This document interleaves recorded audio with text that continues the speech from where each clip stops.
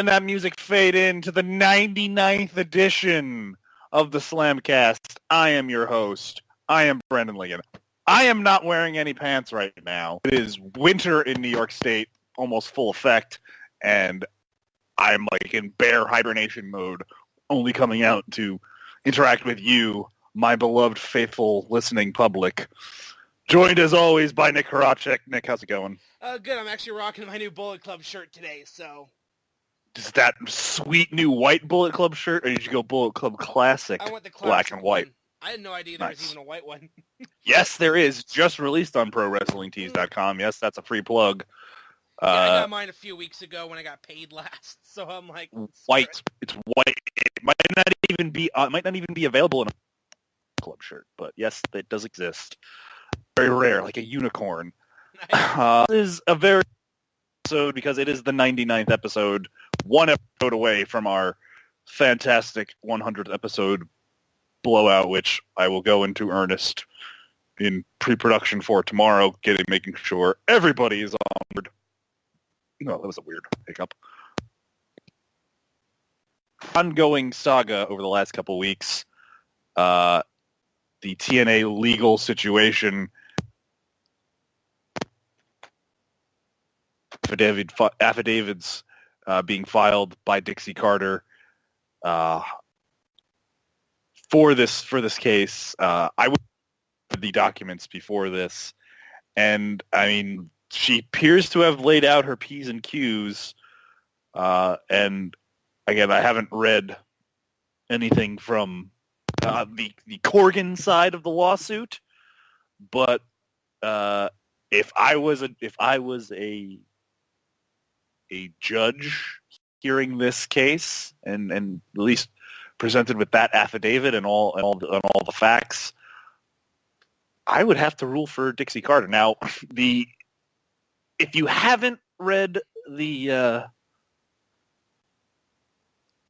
14-page, heavily redacted at times document, there are some parts that were unredacted when they were unsealed, when it was unsealed, but there are still some things that are redacted from the court document. It basically alleges that in 2016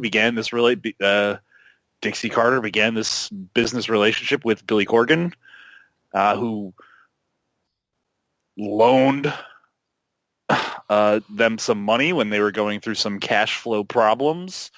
And one of the terms of the payback of the loan was that, which was apparently that Dixie Carter offered, was that he could convert the loan into equity stake in the company.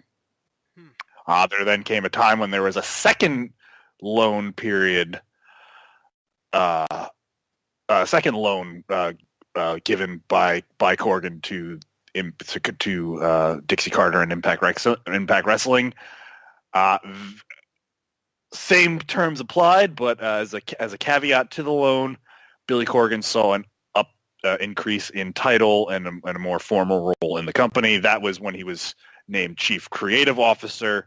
And the third loan, this is where it gets tricky, is what saw him take over as president. Now, this is where it gets legally dicey. Dixie's team contends that he can't do that by any legal authority, and then everything that he does has done since assuming presidents is null and void. It's the he said, she said phase. Like, this is going to be resolved Monday one way or the other when this case is seen before the judge. But it does not look really that good if I'm Billy Corgan at this point in time. You know, it definitely paints him as trying to come in and muscle out Dixie Carter just by, virtue of loaning them money and then them not being able to pay back that money. Dixie's contending that Aerolux and the consortium is going to bail her out, but this is just, I hope that this is the end and we will see something or other, because there was one little redacted bit in there that blank, a small, maybe 3-letter redaction, you could probably say, was in there. I think it was in issue 14 or something like that. There's multiple points to the affidavit contesting that someone tried to buy Impact Wrestling's assets, and it met at a similar offer to Corgan's, and that offer was then passed upon. That's where the WWE offer came in. And I think WWE saw that there was this chance to buy it, and that was their offer, and they weren't going to go really any higher than that at that point in time, and she passed. And I think that's where this is the part of the crux of this lawsuit, I think, is because I think Corgan contends that she was gaming him to get other offers from other places. I don't think it looks really all that good for Billy Corgan. I mean, there hasn't been any specific testimony given yet, or anything like that. A lot of emails attached that weren't available in the documents that I saw. But I don't think it looks good, and I think Monday, whenever this case is seen, unless there's some sort of delay negotiated by both parties, I think this will probably come down, and the judge will probably rule in favor of Miss Salinas. That is Dixie Carter's real name. And we'll just move on from that, and Impact Wrestling will have to go find new ways to fund their shows other than Billy Corgan, because it was reported that they do not have the money for this next batch of tapings, and that leaves the total nonstop deletion. Total nonstop deletion has now been deleted from possibility. Maybe, who knows? I think. God damn you, Dixie Look, in fact, God damn you. I think this look. We've seen that some sort of resilience from her. I think that's one thing we if there's one thing we can say about her, positive, that she is incredibly resilient. That she does not. Her resilience flow positive. Yeah, exactly. It's amazing. It's amazing. Shawn Michaels is astounded at her level of resiliency. Like it's truly amazing how didn't have this level of resiliency. Like this. If WCW had this level of resiliency, WCW would still be in business in some capacity. Yes. It's amazing. Truly amazing. But that's where we are with that. I think we've finally now reached the end of the road. You say that, but then I say that. Come up and I say that. I say that. We go. This legal battle this wrestling over that, I think, will finally be, the company will be Dixie's. But I at this point, I can't say anything. I have no idea what could possibly happen. I know, this is so fucking crazy. Mind blowing. But if I'm sure if you're interested in this subject, you could very easily find the documents. They are available online, and it's a 13-page read. There's a lot of legalese in there. Oh, legal mumbo jumbo. I do recommend a lot. And I am, I'm not a dummy. And there was some stuff that even I had to read 2 and 3 times over again to just understand it. Like, wait, what does this mean? Wait, what do all these... Okay. All right, that's what that means. All right. So, yeah. We are in the weekend of Hell in a Cell. This is our special Halloween special, I guess you could say. Hashtag No Pants Podcast. It's Hell in a Cell weekend. Yep. It's going to be certainly a monumental Hell in a Cell this weekend, because... It's October. We need to sell. I mean, fuck. I'll never forget the when Vince announced the one in 2006, a 3-on-2 match. Just the way he said it was just Vince the way he could sell a match and hype something up was, especially something like that with DX. It was fucking amazing. You know what could have used Vince hyping it up, this pay-per-view, because I mean, I'm really kind of underwhelmed. I gotta say it, man. There is not a whole lot that I'm like looking forward to watching. I know I'll probably at some point in time watch this pay-per-view for the purposes of this podcast, but I am just not not saying I'm not feeling it. There's nothing to get behind. Nothing to get behind. I think the things. I can't explain it. I can't explain it, Nick. Maybe it's just me. But we're gonna break it down the card. Yeah, anyway. I think we're starting to hit. We're getting this like pay-per-view burnout.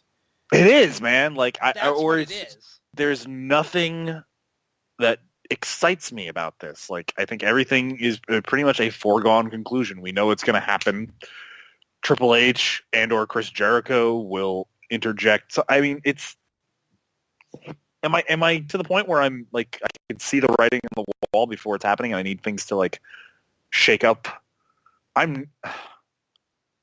This is why maybe they should scale back the network specials. But I know this is just the era in which we exist in. Right. It's oversaturation era. It's more content for the network. I get that. The content era. Yeah, but what they're doing is they're not properly, building up a lot of these. I mean, when you've got Raw, it's a 3-hour show, and they still can't even fucking, properly hype up a pay-per-view. This is probably going to feel like a 3-hour a Sunday Night Raw. It's good. I know. Cell. It's October. Yeah. We need the Cell. We need a Hell in a Cell. I mean, look, there will be history made with the women. Yes. That headline show. I will watch it just for that match alone. And they'll watch the Hell in the Cell matches to see if anybody kind of takes that risk. But I think right now, like, the governor is so put on a lot of these talents. Like, we won't see a moment like Foley and Undertaker, or even or Shane or anybody taking that insane risk to get a reaction. It was fucking WrestleMania. It was Dallas, and Texas, and there was a crash pad underneath this. Yes. Underneath the announce table, but that's goes without saying. Yeah, that was just fucking. Yeah. Yep. So pre-show, is there a pre-show match? Yes, I'm sure there is. It's a 6-man cruiserweight tag team match. Cedric Alexander, Lindsay Dorado, and Sin Cara versus Tony Nese, Drew Gulak, and Ariya Daivari. I'm gonna go with Tony Nese, Team Tony Nese, whatever team Tony Nese is on. Yeah, it's with Gulak and Daivari. So. Yep. All right. I mean, we already got a split. It's a pre-show. It's a pre-show match, cruiserweight division. This is going to be, I think, a show where these 6 guys can, really got to make a stand in this cruiserweight division because to me, it's taking a while to start it up. Right. All right, I'm just going to go from the bottom up and kind of see how you see the card playing. Let's go. Bayley versus Dana Brooke. Yeah, we saw this feud is kind of interesting. There were some things that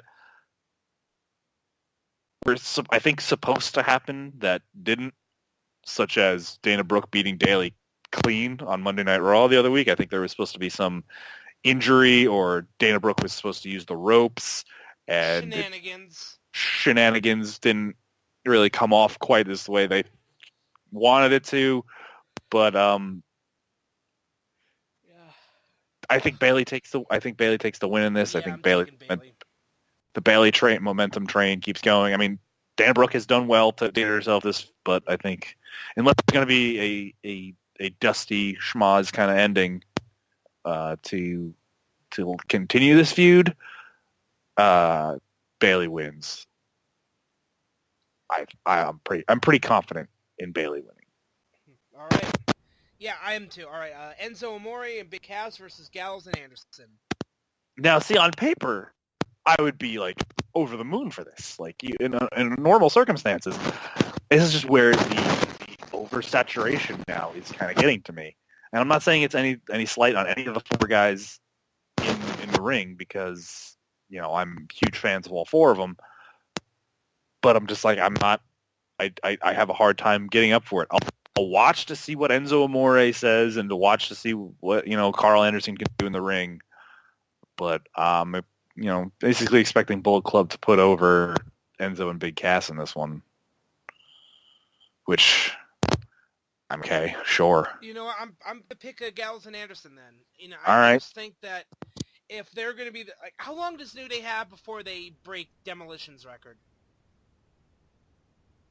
I think if that's 4 something or other. It's in the 460s, I think. 465? Is that another number that I'm confusing in wrestling history? Pull it up here. To the Wikipedias? Yep.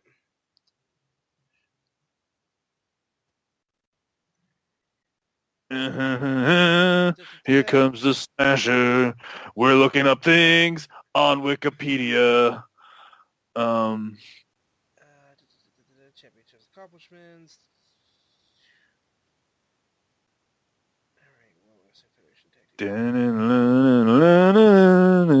478.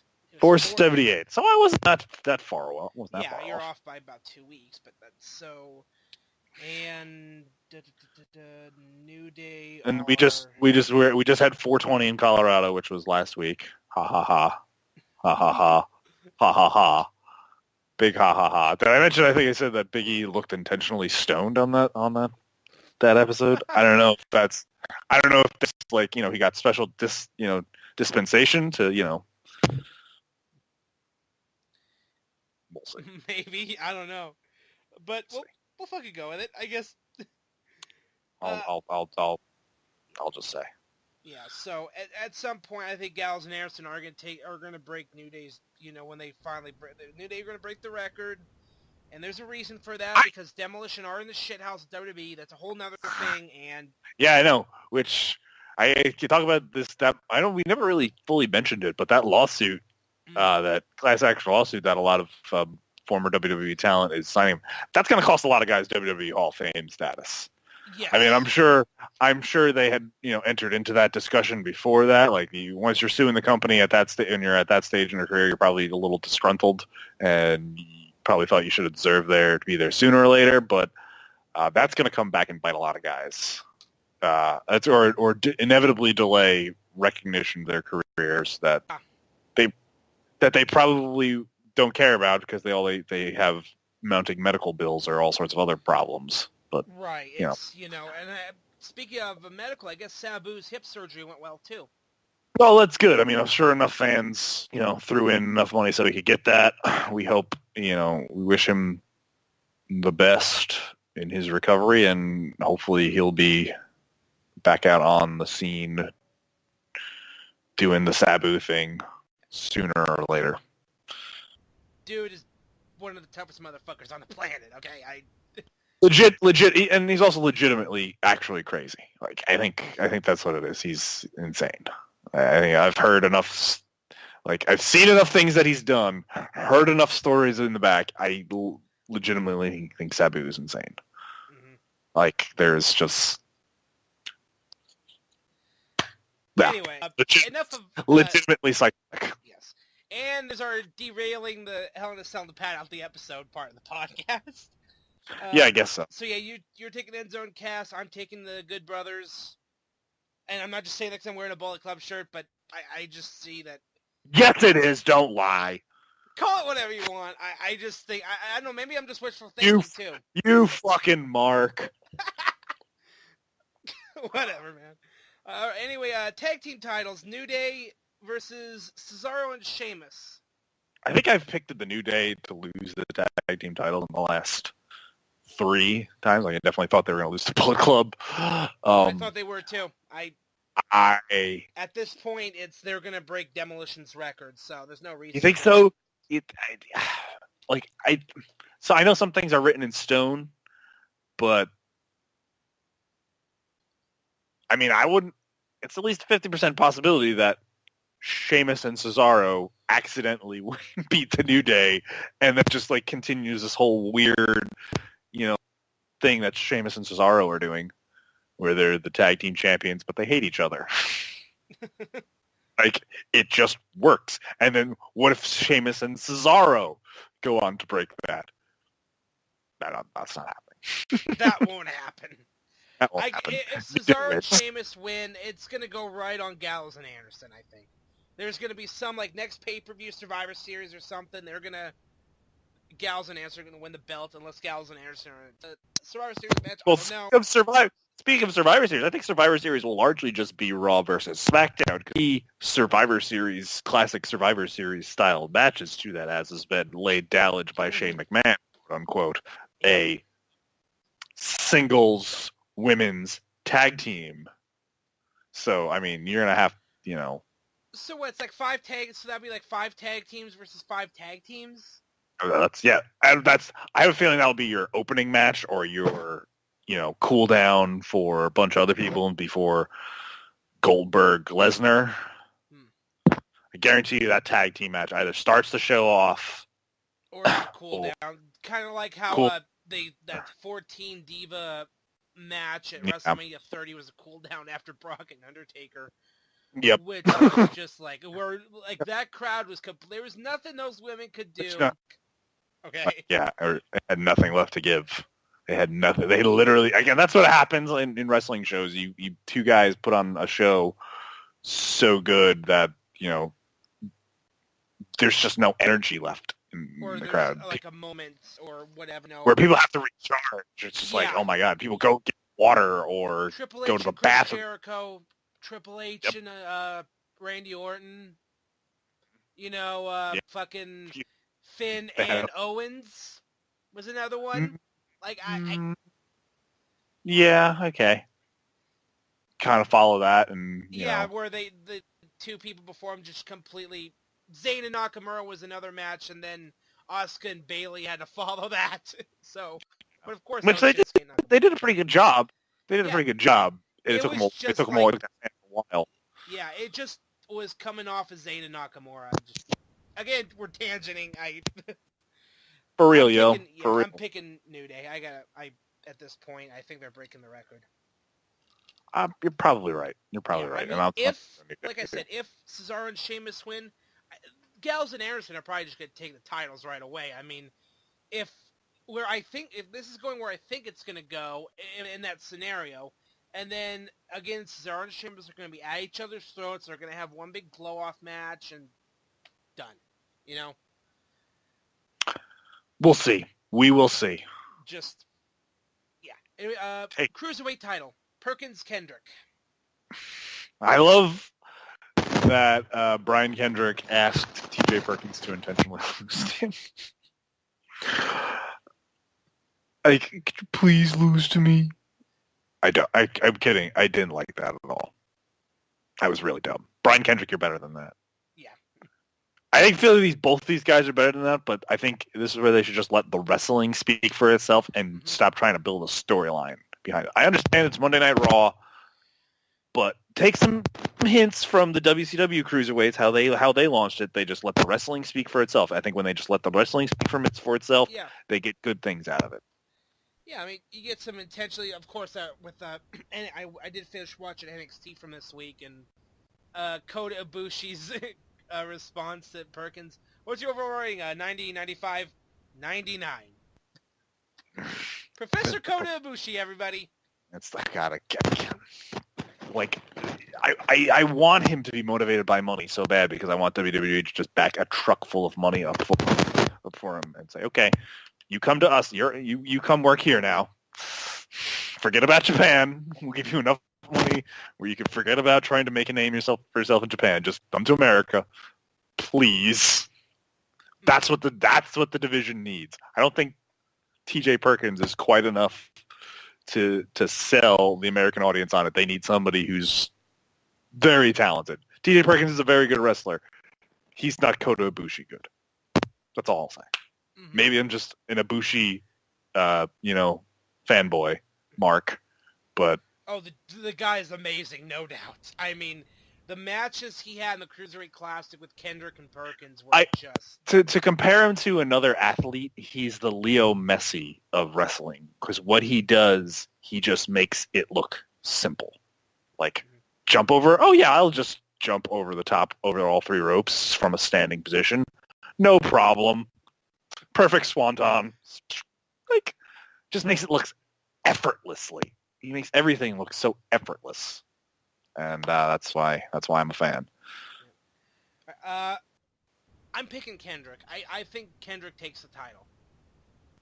Yeah, I'm thinking TJ Perkins wins it, and because they think they've clearly they want him to be something, or they would have had him, wrestle a bunch of different guys. So I think TJ Perkins is the guy that's going to lead the division forward, or at least that's what WWE hope. But who knows? Who knows, man? All right, let's go with the U.S. title. This is the first of 3 Hell in a Cell matches. Come on, guys, this is overkill. Let's dump this goddamn concept, please. I think this will be the last Hell in a Cell pay-per-view. Next year, we will see something else in its place. What was the October pay-per-view before that? Armageddon? No, it was No Mercy thing. I mean, No Mercy. Well, we'll see. We'll see something else come in its place. Halloween Havoc, please. Oh God, yes, please. WWE, bring back Halloween Havoc. I want the big, and they should even bring back the old school WCW set. The giant guy, Slim Jim guy, pumpkin giant or goddamn casket, like coffins everywhere and shit. That'd be cool. I mean, they've completely revamped these sets. So, like, what's stopping them from on Halloween?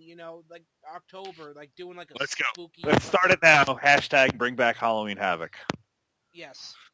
We'll put it in our various social medias. Hashtag bring back Halloween Havoc. Yeah.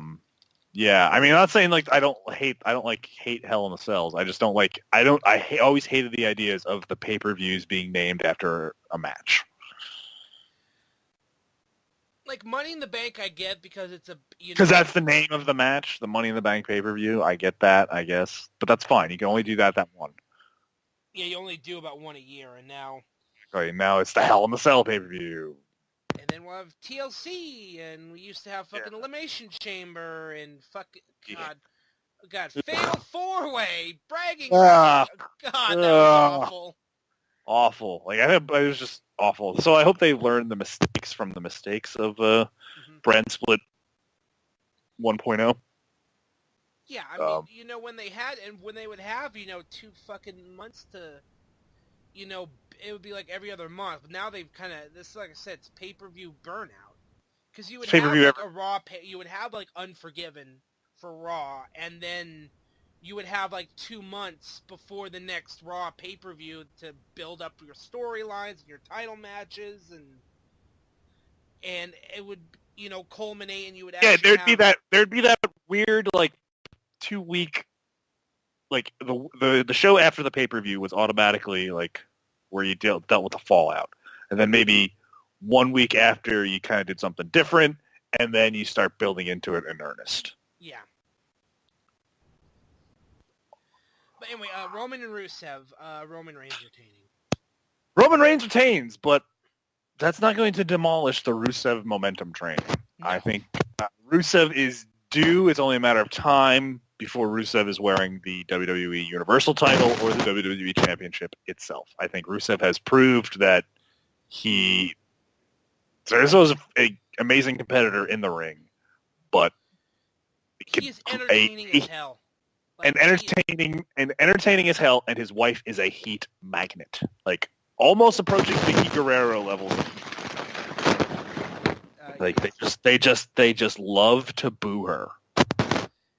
And it's a lot of guys that are fucking jealous of Rusev because look who he bagged. Holy shit. Alex did well for himself. That's all I'm saying. Man did well for himself. Can't hate him for that. No. I can't hate Miz because he did well for himself too. Fucking Nick and I were talking before the show how we would love to see a trading, or how I said I would like to see like a Simple Life sort of reality show where like you send Lana to go live with Rusev's Bulgarian cousins in Bulgaria for however long, and then you send like some of his family that's never been to America over to America. You get like a kind of like Trading Places, Simple Life kind of vibe. Yes. I don't know. There you go. God, the whole fish out of water thing. There you go. Yeah. There you go. That's Anyway, WWE Network gold, people. Check in the mail, I hope. Fuckers. Checks in the mail. I'll take it in the form of equity, and stock options, gainful employment, anything you want. WWE. I hear. Just send me $500 a month. I'll be happy. I need. I'll take that. I'll take that. $500 a month. I could, that's good. That's basic. That's like That's basically basic developmental wages too. So and hey, you'll get $10 of it back because you will have my network subscription and exactly. It's really only $490. You're paying me only $490 a month. Yep. So anyway, let's go to, and because I know what I think is going to go on less is the women's title. We're going to go to. That's confirmed. Mick Foley has confirmed that will be the main event. Last match closing the show. All right, Owens and Rollins then. Owens and Rollins is the match that I think is going to be the interesting one because are they going to put the clamp down on what? Because I know Seth would probably want to go and do something crazy. I know Kevin Owens would probably want to do this, but are they going to reserve that spotlight for the win? Because although it has been rumored that to be squashed, Charlotte did want to do the moonsault off the top of Hell in the Cell. Charlotte, you know what? You're nuts. I love you, but first of all, that wouldn't be a single moonsault. That'd be like a 450. Like she would have to fall, and then like there's just no way she could fall from that height and do one flip. That'd just be incredible. I mean, you know what? No, I shouldn't say that she can't do that. I just said I don't think they'll let her do that. Yeah, there's no way. And first of all, tiny little Sasha. Like Sasha Banks is what, 115 pounds, 120 pounds at most? Tiny, yeah, she's very small girl. Very small bone structure here. We're talking about the force of a woman who's, Charlotte's got some muscle to her. Charlotte's got muscle, built to her. So she's going to be falling at a very high rate of speed. You know what I'm saying here? Splat, Wile E. Coyote stuff. Like that's it's what like. It's not like Dana Brooke here, who's got fucking. Yeah, she would need Dana Brooke, Bailey, and Nia Jax to catch her. Yes.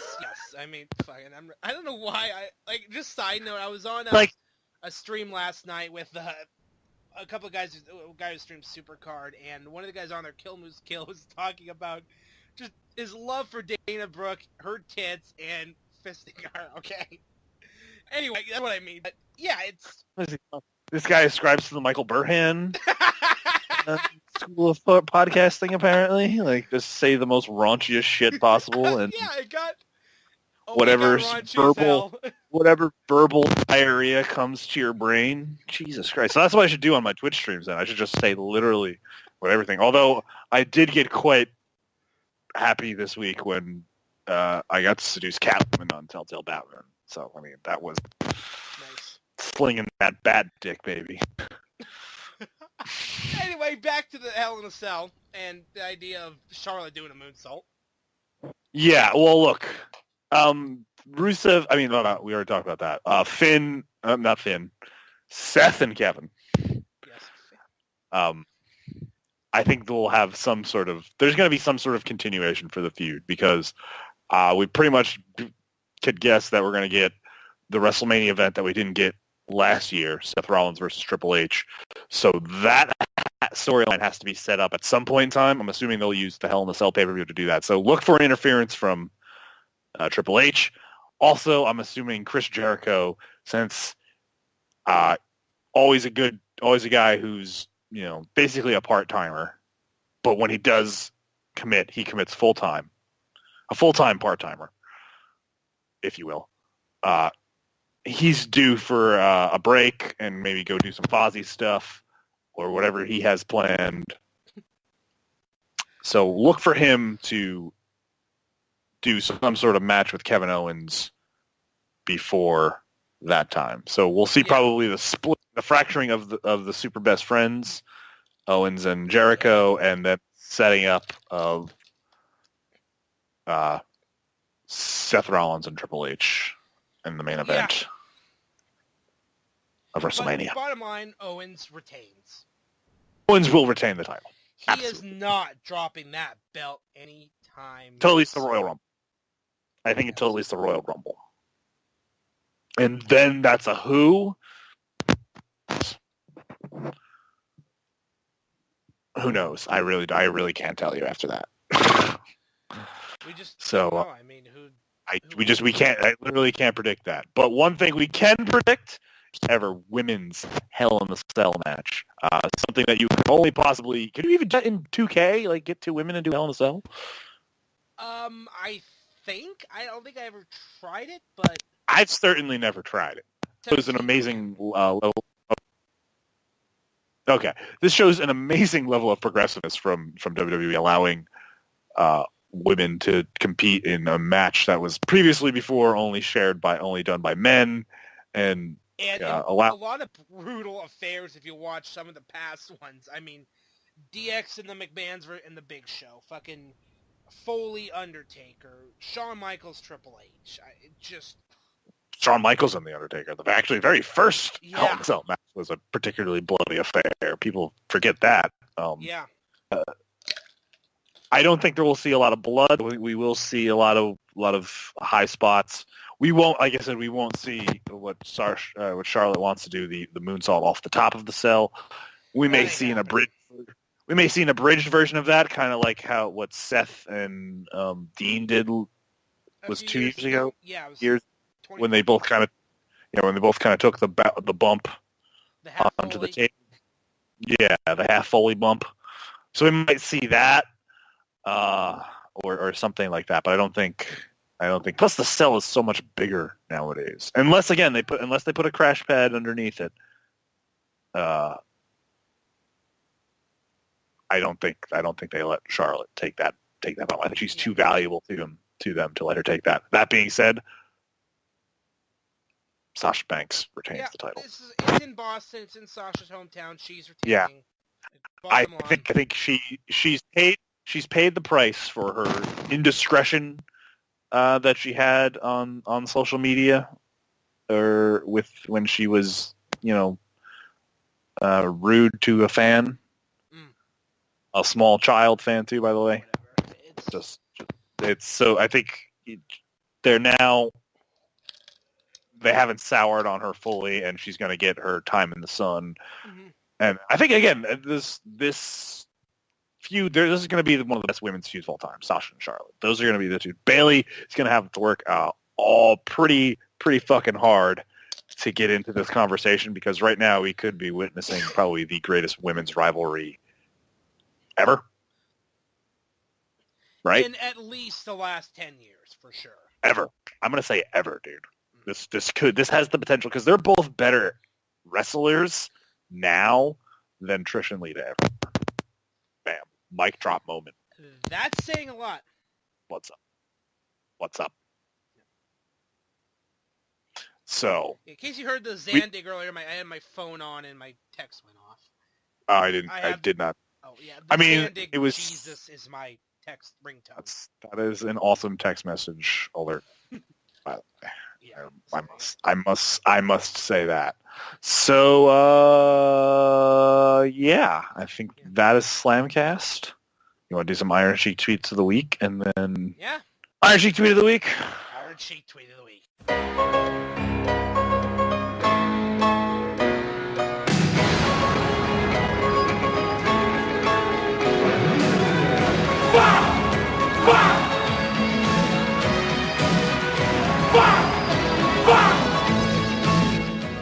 Him, I dumped him.